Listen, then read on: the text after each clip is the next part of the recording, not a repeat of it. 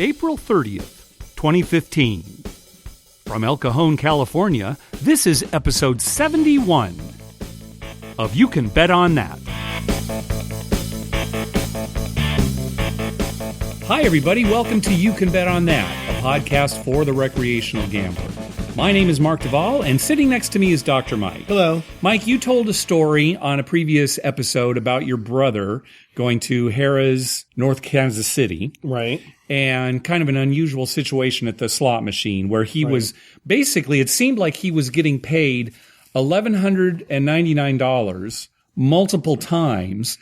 Hand paid. Yeah, hand paid, but to basically circumvent the W-2G. It seemed like the casino was doing it to circumvent having to give them the W-2G. Right. But now you talked to him here. I talked to him this last weekend. Yeah. Because I wanted to clarify the whole thing. Right. Because when he told me the story was when he was there. Okay. In Kansas City, telling me over the phone. Mm-hmm. So anyway, it came a little more clear this time, although he could not remember the exact dollar amounts. Okay. But he did hit, he said, a jackpot on the machine, and the machine would not pay him. Okay. Because it had to be hand paid. Okay. And so when the lady came around, she paid him, and it was under $1,200. Okay.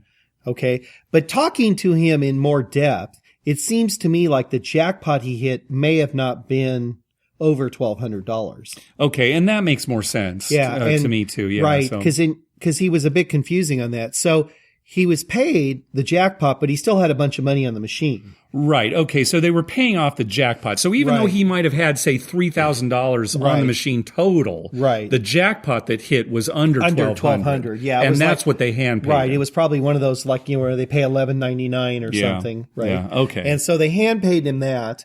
He was very disappointed because it took forever and he couldn't do anything. He just had to sit there and wait. Yeah. So, but then he got paid a little later again on another one.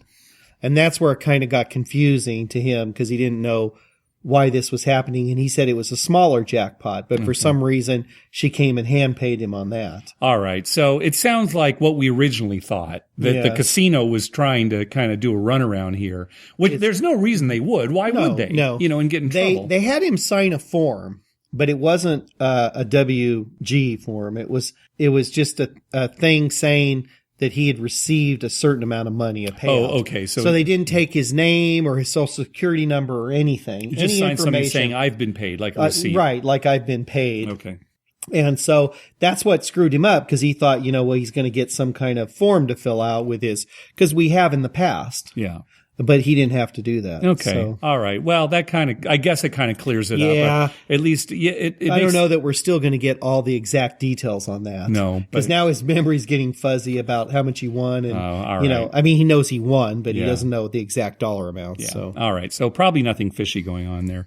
Speaking of slots, a couple weeks ago before we left for the casino, as I was leaving the house, my wife said, all right, go out and win us a new washer. Okay. Because our washer's on the fritz, right? Yeah. And so it got me thinking, wouldn't that be great if you just could go to a bank of slots for the washer? For a machine or something? Yeah, or something like that. You go into a casino and there's the bank of slots for a washing machine. There's another one for a dishwasher, another one for a fridge. Yeah. You know what you Instead of the cars and everything, they actually have them up there. You don't see the cars anymore. Not as much. No, hardly ever. But that's still, sometimes a prize that you can win. Yeah. Right? Even if they don't have the car actually you saw out there. A car? Actually, a car in the casino? Yeah. I can't remember the last time I did, but I'm sure they're there still. I mean, it used to be. Remember 20 years ago or so? Almost every casino. Every casino would have a car or several cars, right, in the casino. Yeah. And you could take the car, you could take the cash payout or whatever. Right. I think this would be great. Vacuum cleaner They're just household appliances, right? Just every time I got 3 sevens, I get another, mixer, Yeah, that's right. Get a ton of blenders at home. Can I get the cash value, like $20? I've got 20 blenders. I don't need another blender.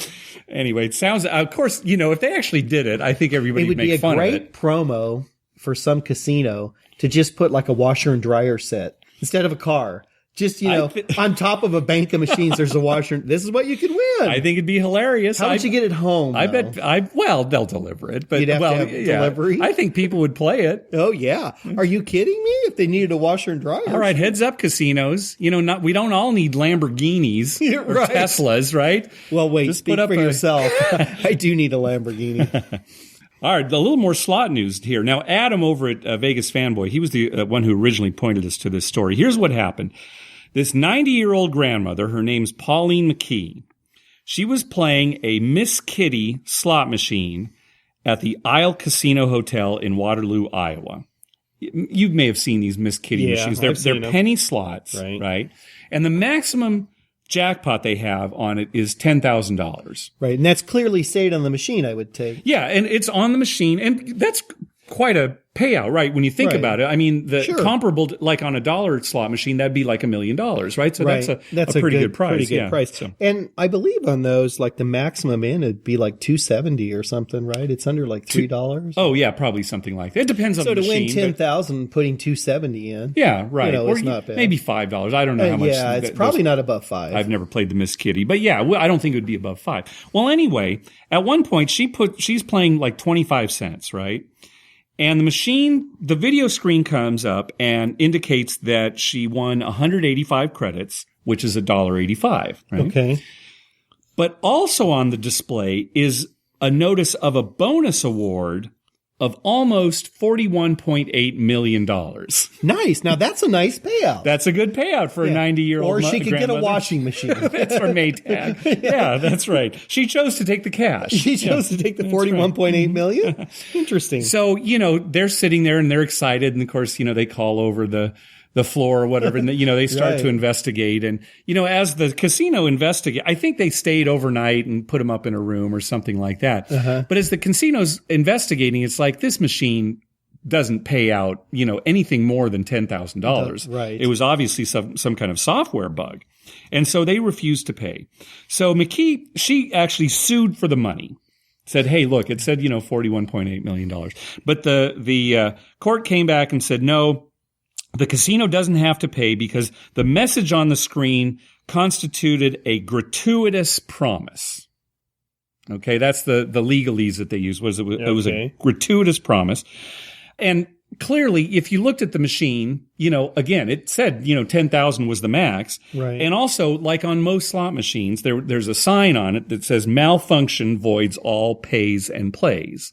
Now, whether or not this was a malfunction, is open to debate, right? Is a software bug a malfunction, right? Well, there's probably some engineer just rolling over laughing because he put this bug in to come at a certain point, just somebody's going to win 41.8. Or he lost his job. Yeah. One of those two things. Or, and I hate to be cynical, but this could very easily be the case where this lady's got a grandson who works in software development somewhere, and this is all planned. That's She's right. the mastermind. That's right. She put in a certain sequence of coins to get it to work. Yeah. You know who her grandson is? Who's that? It's the guy that flushed the chips down the toilet. That's it. Yeah, what's his name? I forgot his name. Oh, that's right. We were going to start calling each other by that name. No, I think this software developer, well, if it was a mistake, then it's the flusher. Yeah. If it was intentional, I don't think it was the flusher. The flusher didn't seem too smart to me.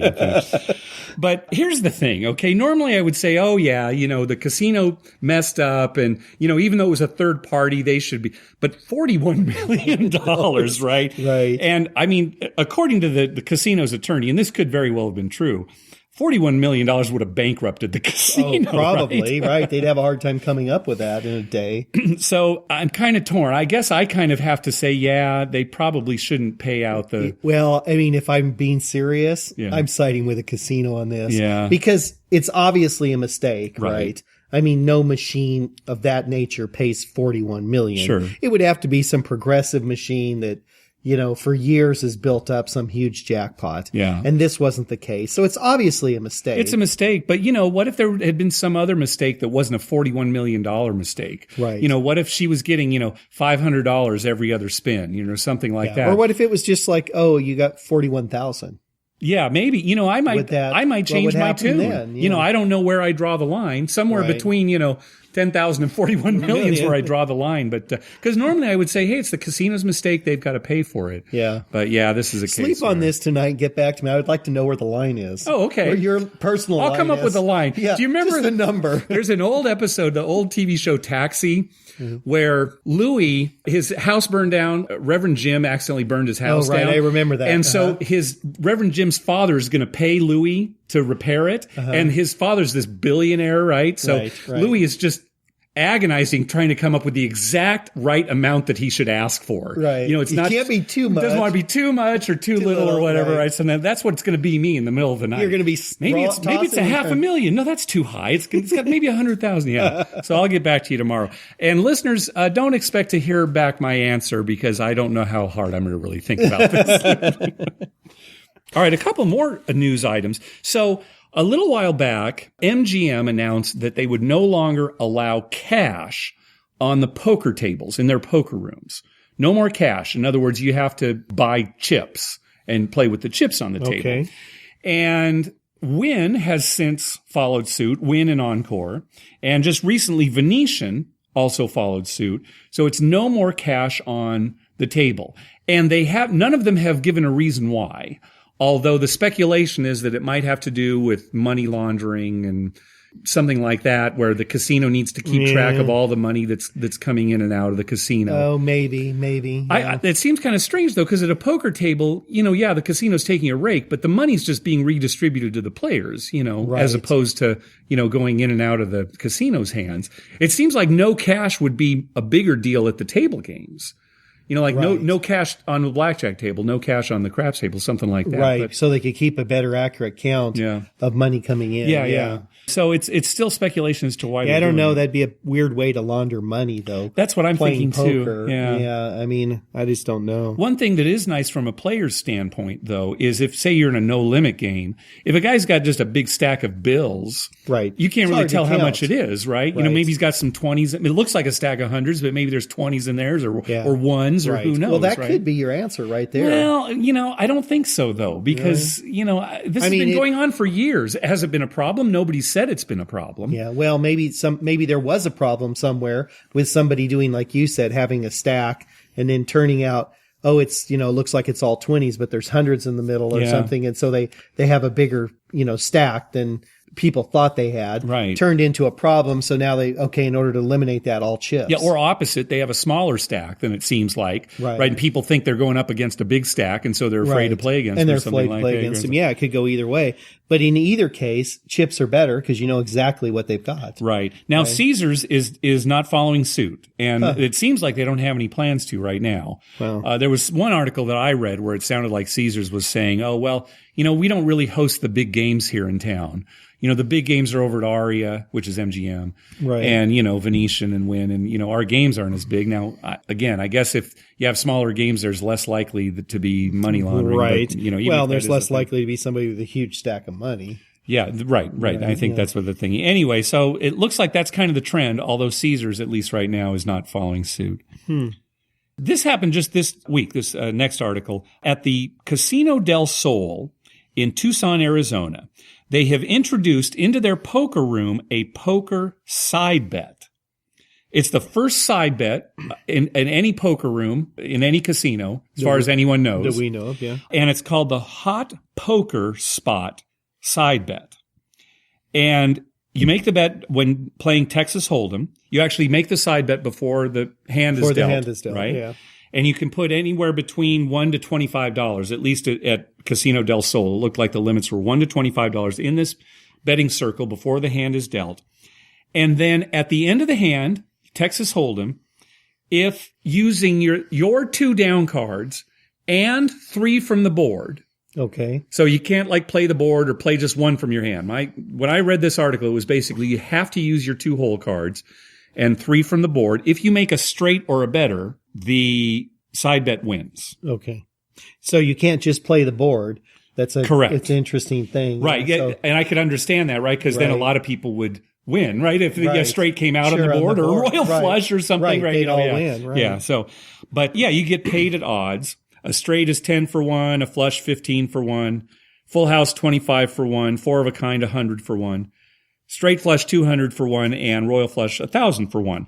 And I'm sure that there's a significant house edge on it. There always is a pretty good house edge on a side bet. When I looked at this, though, I kind of thought, well, these are high. 10 for one for a straight? Yeah, but keep in mind, it's got to be, 2 from your hand. Yeah, you and do have 3 to out use there, the 2. Right, yeah. Right, because a lot of times you'll hit a straight with 1 card from your hand and 4 on the board. You just happen to have the jack that fits in the middle or something. Yeah. Yeah, so I guess, that does make it a lot harder. Yeah, I didn't run an analysis on it. I'm sure they did, so I'm just guessing at this point. This is interesting. Now, certainly from a casino standpoint, they love this because a poker room doesn't make a lot of money for them. Oh, this is right? going to make a ton of money. If people bet it. Now, what do you think? Do you think, because the poker players are a different ilk from, the rest of the casino patrons, That's right? true. That's true, because a lot of the tight poker players might say, I'm not throwing away.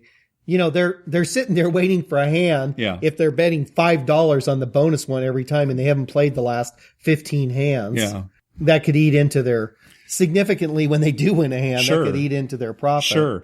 Again, this was not made clear in the article or anywhere else. Let's say you win 200 for one. Well, now does that become part of your poker stack? Right. Or, is that something, I assume it's a side thing, but at the same time, how do you keep your money separate? Yeah, right. So they weren't clear on that. Also, you can't muck your cards. Well, that was the other thing is I assume, and again, it was not made clear anywhere, but I assume that since this is a completely separate side bet, it has nothing to do with the outcome of the actual poker hand. Right. Right. Let's say you make the bet and you get something dismal, like, 7-4. Right. But then it turns out you would have made a straight. I'm assuming you don't actually muck your cards. Maybe you put your cards in some special area. Must have some special area. No, you couldn't muck them because that bet is still alive until the hand is. Now, if you really did have to play to the end. Right. Oh my gosh. I mean, that's a whole. Well, then nobody would make that bet. I don't think so. I would never make that bet. So, but, if reading the literature that I could find, it basically said it's completely separate from the rest of the game. So I'm assuming that even if you fold your poker hand, that this side bet is still alive, which is the case with a lot of side bets at poker-based table games. 3-card poker and stuff. Yeah. You can get out of your hand, but some of your bets are still working. Yeah. I think it's a great idea. I kind of hope that it catches on. But again, we'll see. It would make poker a lot more interesting. Poker players are used to that slow pace, though, and maybe they're not, dying to get more money out there. But some might be, so. Yeah, there's, it really does depend. There's some aggressive poker players who would do that, and then there's some guys who sit there forever and never make a move. Yeah. They would not do this, I guarantee you that. We'll see how this pans out, and we'll see if more casinos start coming up with side bets, and if the poker players are going to play. It's an interesting idea, though. Whether it catches on or not, I like it. Yeah. Hi, everybody. It's Mark here. After we recorded this episode, I found out some more information about the hot poker spot side bet, so I wanted to make sure I got this information out. You make the wager. You don't have to make it before the hand is completely dealt. You have to make the wager before you receive your second hole card. So you get your first hole card, and then at that point you can make the wager. I'm not sure if there's any advantage to that, but there you go. Okay, we were correct in that you need to use your 2 hole cards and exactly 3 cards from the board to make your hand. However, it does turn out that you have to play the hand to completion in order to win the side bet. In other words, if you fold, you cannot win that side bet, even if you ultimately would have made a qualifying hand. The one exception to that is if it comes down to heads up and you fold when you're just playing against one other person. If you do have a qualifying hand, you can show it and get paid. That's the one exception where you can fold and still win the wager. All right, back to the show. So, big fight this weekend, of course, right? Mayweather-Pacquiao. Right. And Kentucky Derby's on the exact same day. Right. The Kentucky Derby is earlier in the day, and then the fight in the night. What a day. Can you imagine being in Vegas for this? Yeah. Oh, there's baseball games that day. There's NHL hockey games that day. Right. Playoffs. Right. Basketball playoffs. And there's basketball playoffs that day. Huge. It's going to be a madhouse over there. Yeah. Now, you know what I'll do? I think they drew numbers today for the Kentucky Derby. I didn't see, what they were, but take a look at everything. Take a look at the field. Let me know what you want to bet on. I'll go to Verona like tomorrow or Friday and make bets for everybody. Yeah. Okay. Right. Okay. I have no idea. Well, here's the thing. Check out Dr. Kev over at the Tipping the Odds Las Vegas podcast. He's been putting out some separate podcasts just on thoroughbred racing. Okay. And he released a special episode of it's called Finding an Edge for the Thoroughbred Handicapper. And just this week he released a special version just for the Kentucky Derby. He's a handicapper? Yeah. Oh, yeah. That's his Yeah, he thing? takes it real seriously. Yeah. And he went through some of the horses to kind of watch for and that might be worth a bet depending on how, the odds move. As you get closer. But the bet that I'm going to make, it's going to have to be like Thursday night or Friday night. So it's not going to be close to post time or anything. But look over everything. And I'd recommend any of our listeners, too, to check out this Dr. Kev's analysis because, he does go into I'm not quite a bit of depth on big it. sports bettor. Right. Right. So the fight, it's interesting to me, but it's not something I'd bet on. Well, but at the same time, it's not like you watch horse racing without betting on it. No. You do watch other sports without betting on it, but you don't watch horse racing without betting on it. No, horse racing, if you're going to the races, you have to bet. Yeah. But I'm not a big sports bettor. And here's why. Yeah. Because sports betting is just like playing craps at a casino party. Yeah. Right? When Like at a charity event or something? event. Yeah, Okay. a charity event. All right. When you're in a casino and you're playing craps, Yeah. it goes a certain way. You have some wins. Most of the time you have some losses. Uh-huh. Okay. Same thing with horse racing. When you're at the track Yeah. and you're just, making $2 bets or something, Yeah. you'll win a race or two here and there and it'll be okay. You put real money out there, you start betting, you get wiped out. Okay. And that's what happens to me when I am at a casino versus a charity event. All right. Where's this going? Well, I was going to say, I went to a charity event this Okay. last weekend All right. where they had a craps table. Okay. Was it a lot like just all casino party? They have blackjack tables? They had and- blackjack tables. Yeah, they had a poker table. Okay. There was a And- lot of other stuff going on, but this was one of the side events. Right. And so this is California. It's charity. You're not playing for real money. No. But you're playing for chips that might get you like raffle tickets or Raffle something. tickets, to- exactly. yeah, At the end, you can turn in your chips. You get raffle tickets. They had a few gifts, which they had like 5 gifts, which, as a matter of fact, my wife won 2 of the 5. Okay. So Dr. Mike, you should be ashamed of yourself. It did you pay probably, out for you us. probably bought in for like, $5,000. No. Everybody who came to this charity event got a chip, which they could turn in for $300 of casino chips. Okay. Uh-huh. Okay. So everyone started with $300. Okay. All right. And unlike a real casino, Mm-hmm. the rolls were fantastic for the hour and a half that it went on. And I turned $300 into like $5,500. And I couldn't even max out. They had low limits because the people running the casino party didn't have a lot of chips. Okay. So I couldn't even max out a lot of my bets. I had to stop at a certain point. Okay, right. And of course it was just, and it was real dice. I mean, the guy was rolling. People were rolling. Sure. Yeah. Didn't even make it around the table once in an hour and a half. So we got raffle tickets and, my wife won a couple of prizes. But the funny thing is that why doesn't that happen in real life? How much do you think you would have won if you'd been in a real casino? Well over 10,000. Really? Yeah, well over 10,000. Starting with 300. Well over 10,000 easily. Because the hard ways they would only let me go to 100 because the guy didn't even have $500 Oh, you're chips. hitting hard ways, yeah. Yeah, and I was hitting hard ways. I was hitting everything. Oh, and it was double odds too. Really? So It was only double odds because they don't have a lot of chips. So yeah, it would have been well over 10,000, if not 15,000. See, and it's just like the horses. If I put real money down on a Kentucky Derby, even if I listen to Dr. Kev and take, his odds on favorite, it'll probably lose. I'll lose my money. If I goof around with you and bet you $1 on a horse, it'll win. Yeah. Okay. I see what you're saying. And that's the way it goes. right. Why is that? If anyone out there knows why that happens, I mean, is there some Murphy's Law that I'm unaware of? I do know that one of our theories that comes up in our poker home game quite a bit is the more you whine, the more you win. Right. Okay. So maybe this then I ought to be a billionaire, okay? this whining has got to help. All right. When we go to the casino next time, I am going to whine like you have never heard whining before. Excellent. Great. I'm going to be so agitated about everything. Okay, good. I'm looking forward to Just this. every roll, I'm just going to whine about, oh, look at the way he's picking it up. Okay, good. Look at the way he's shaking those dice. Be real abusive to the dealers, too. Yeah, I'll do when we're that, there. too. That'll probably and help. if that works, I'm going to do it every week.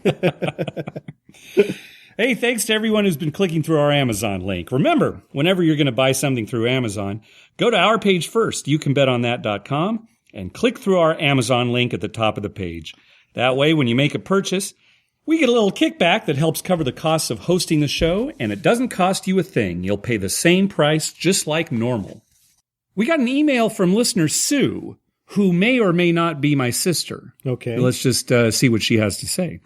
On a recent podcast, Dr. Mike mentioned spending 24 hours in the bathroom upon return to San Diego after eating at Carl's Jr. on the way home from a Vegas trip. Yeah, we talked about that. Yeah, right. It was Thanksgiving weekend, so Right. it took us forever to get to your house to drop you off. Continuing with Sue's email, this wasn't the only gastrointestinal distress story Dr. Mike has mentioned during and or after a Vegas trip. Mike also related some GI trouble after eating at Giada at the Cromwell in Las Vegas recently, and although he didn't attribute the problem to that meal specifically, it was an issue nonetheless. You've also described the fish and chips at Harrah's Southern California. Disgusting. There seems to be a trend. Dr. Mike, can you determine if there is a clear, direct link between you and Vegas/post-Vegas/casino meals and food poisoning/GI distress, or is this merely a coincidence in your opinion? And what does that mean for the rest of us who enjoy eating in Vegas and other casinos, but also have a long drive home after we're finished?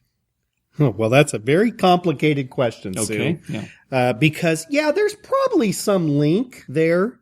Although I will say, in your examples, the Carl's Jr. was after a big loss. Yep. And Paul and I didn't get sick. We ate at Carl's Jr. I know. The Giada, though, was not after any loss or anything. Mm-hmm. And I can't remember if there was a win or loss in the fish and chips, but you have to admit that was gross. You were there. Yeah, it was disgusting. Well, you didn't even finish that. Yeah. No, I wouldn't even eat that. Yeah. So is there a link? Maybe a loose link. And I mean loose as in loose. Yeah. But, it's hard to say. I'm going to have to answer this question with, time will tell. I guess when you're in Vegas too, the excitement, and if people are like us, we're not really eating very well when we go there. No. A lot of times we're getting stuff quickly and, eating at strange hours. And right. And so, our schedule's off and you're not sleeping You were good right, and everything. Right. So that could have something to do with the GI distress. Or it could just be that I'm getting old. Okay. Yeah. Yeah. Because a lot of old people get GI distress from breathing. So I hope that answers your question, Sue. Enough about my bowel movements. Now on with the show. All right, let's go on to our voicemails. Remember, call our voicemail hotline at 951-292-4377. That's 9512-WAGERS. 9512-WAGERS. And we'll probably play your clip on the show. Let's hear from Victor. Hey, it's Victor, and now I'm going to plan on going to VIMFP.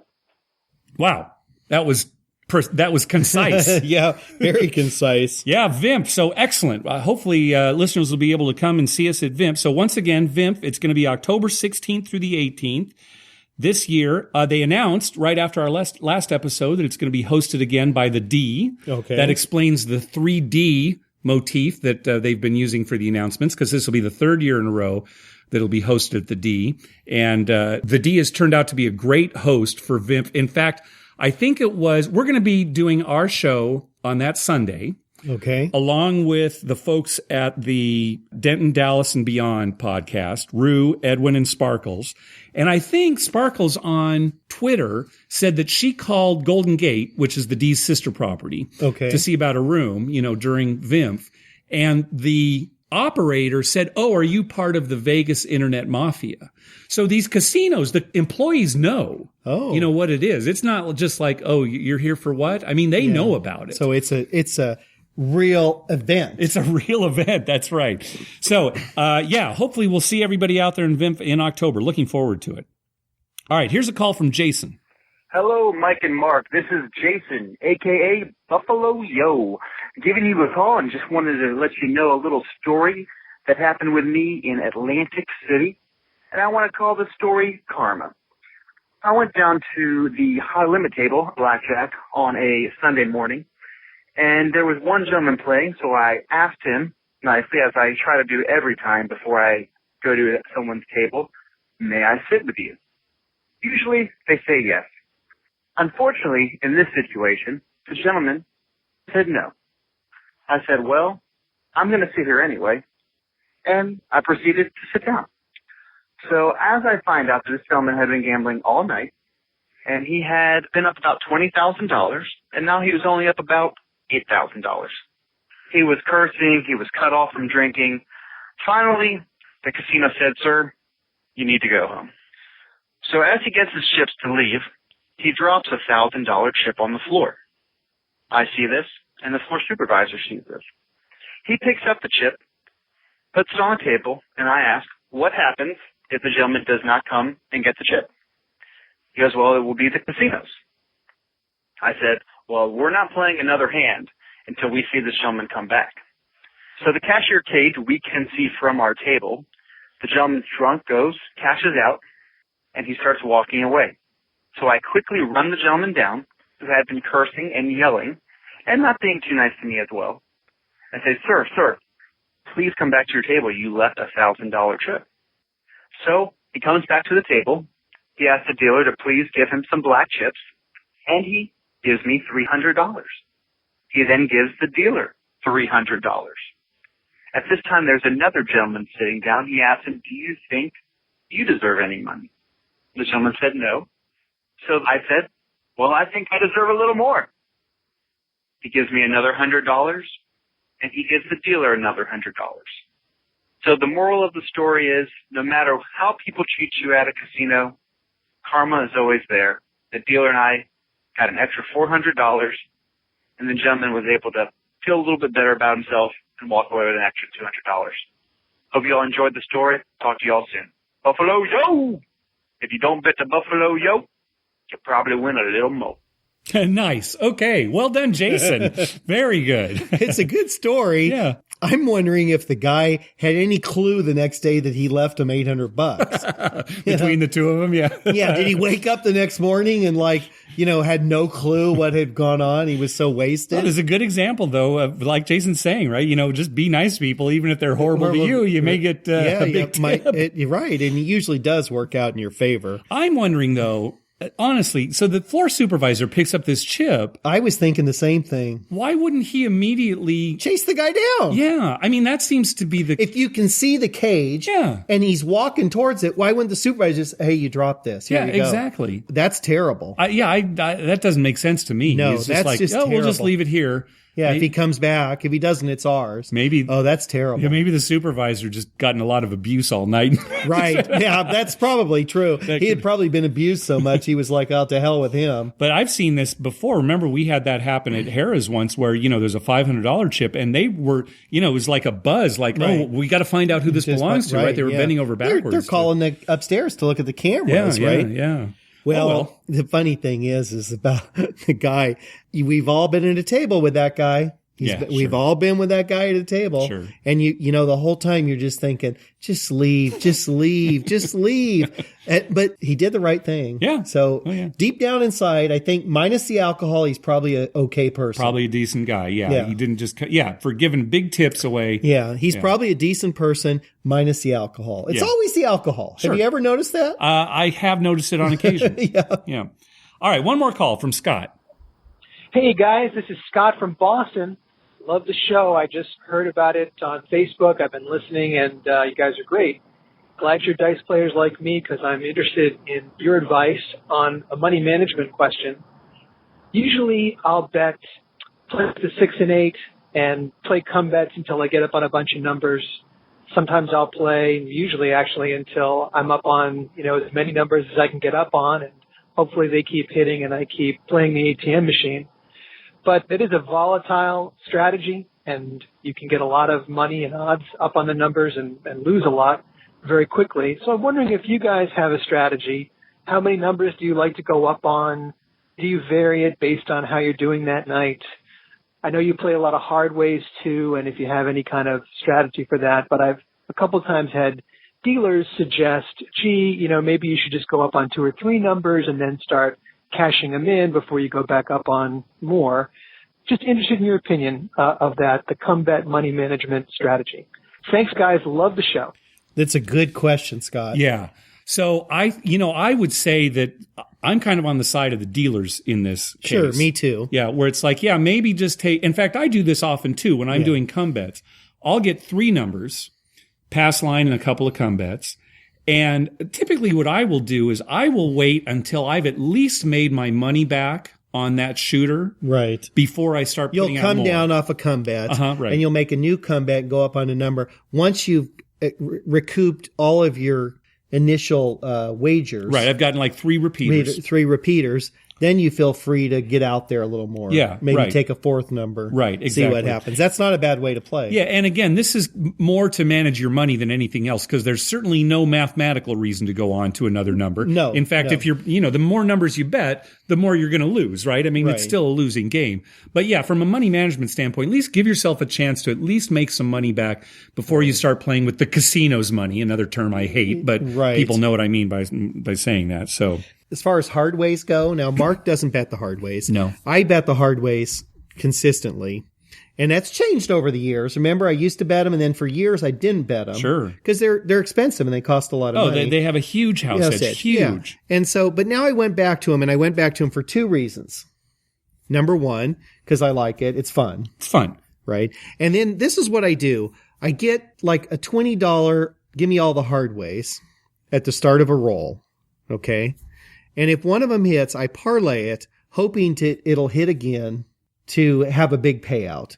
So basically, let's say you have a $5 aid, it becomes a $50, you hit it, you get $4.50, and maybe you take it to 100, you collect 400, and you're up for the hard ways for that roll. Yeah.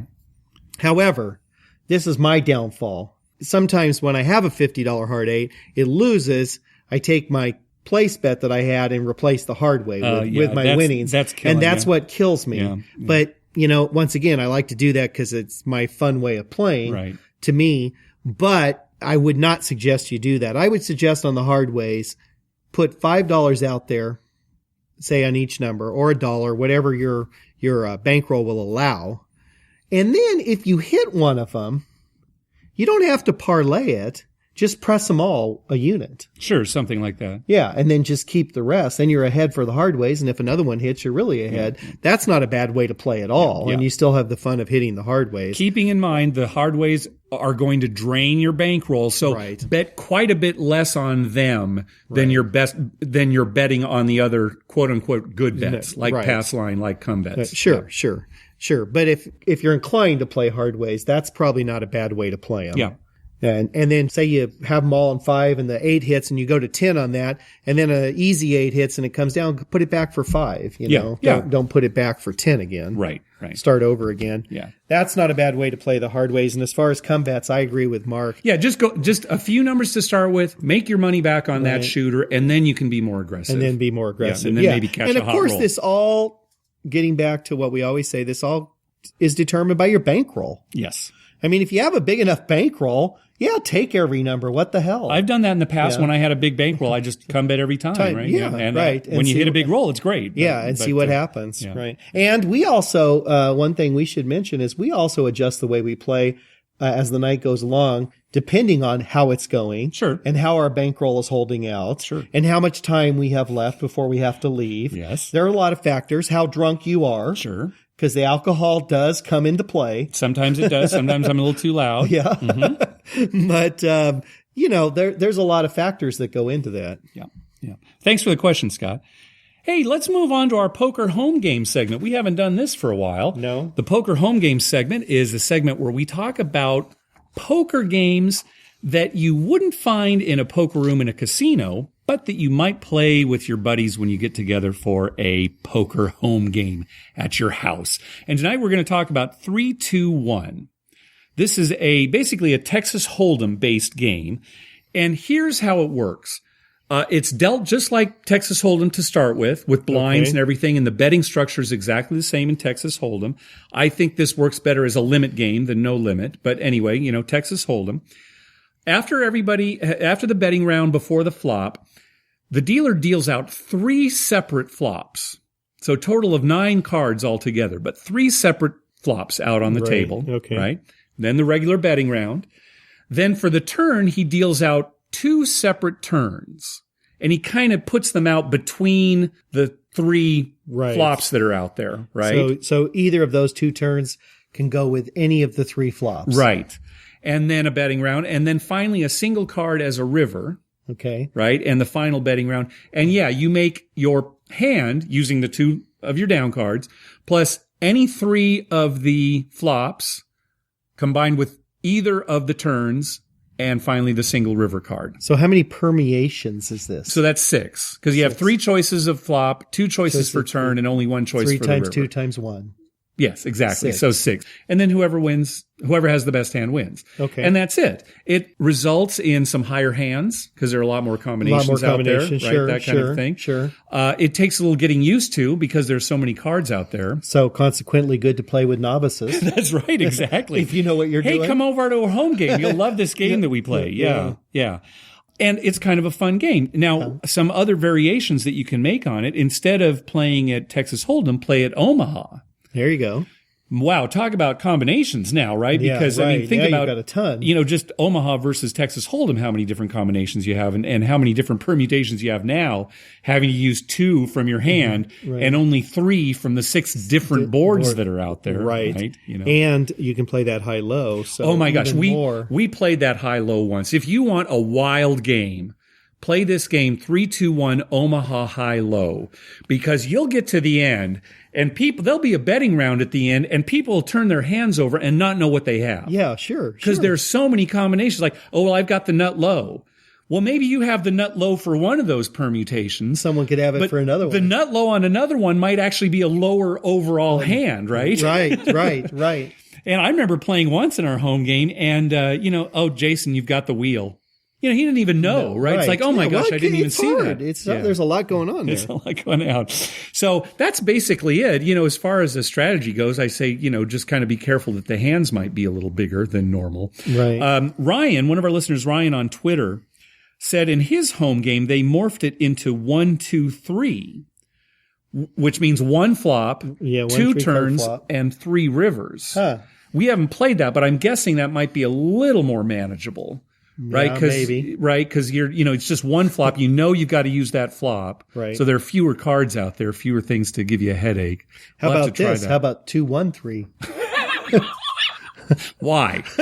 Why not? Just every time you deal it, this is going to be 2, 1, 3. All right, 3, 1, 2. 3, 1, okay. 2. 1, 3. 3, 1. Jeez. Well, anyway, I mean that's basically it. So try to do your home game, see what you think. It is fun, but it can be nerve-wracking because, of course, cards speak in our home game, and I think in most home games, cards speak. So, you may not even know what you have. This sounds like a Gomer Pyle game where they're sitting in the barracks. Hey, Gomer, we're going to play 3, 2, 1. Right. They're going to try to take all his money, but then he ends up with a straight flush and just wins. Yeah. Hey, if anybody has a home game that they'd like us to talk about on the show, drop us a line at youcanbetonThat@gmail.com. Also, on the left-hand side of our homepage, there's a link called Poker Home Games. Click on that, and it'll take you to a page that lists all the home games we've talked about and the episodes on which we talked about them. That's going to do it for this episode. Be sure to check out our TV listings showing all the gambling-related shows coming up within the next 2 weeks. I update those listings every Wednesday using a program I wrote myself to search through all the raw American TV data. Just go to our webpage, youcanbetonThat.com, and click on the link at the top that says TV listings. The listings this week are full of fight programming for the fight this weekend and Kentucky Derby stuff. It's tons of stuff in there. Hey, we'd love to hear from you. Call our voicemail hotline at 951-292-4377. That's 951-2-WAGERS. Or you can email us at youcanbetonThat@gmail.com. Also, follow us on Twitter at YouCanBetOnThat. We always tweet when we're in a casino or on our way to a casino, and we'd love to meet up with you. Like us on Facebook at facebook.com/YouCanBetOnThat. And finally, head on over to iTunes and write a review on us. When you do, it helps us get new listeners. What do you got for us, Dr. Mike? Well, I just want to say that I'm very excited about going to VIMP, and I hope that when we go to VIMP, we can somehow convince them to have a separate room with a little craps table where we don't actually win money. We win little fake chips that we then turn in for raffle tickets or something. Yeah. And then with those raffle tickets, we get like refrigerators, washer dryer sets, things like that. Because I will kill them at that. Wow, you brought it all around. I'll get a whole house. You brought it all around the entire episode. Excellent. I'll get a whole house full of merchandise. Yeah. I'm great when it doesn't count. Yeah, okay. We'll see what they can do for us. Maybe they can accommodate us. Maybe if I go into a casino thinking, well, this doesn't count, they're going to give me my money back. That's true. You know what? Maybe It's a mindset. I'll hypnotize you. There you or go. get you drunk or something and say, yeah, Mike, I know you really want to play for real, but honestly, part of VIMF, we've got to go in here and just play this charity thing. Yeah. Just work your way through it. You'll win $1 million. Yeah, that'd be great. That's my problem. I've been thinking too much. Yeah, that's your problem. Thanks for listening, everybody.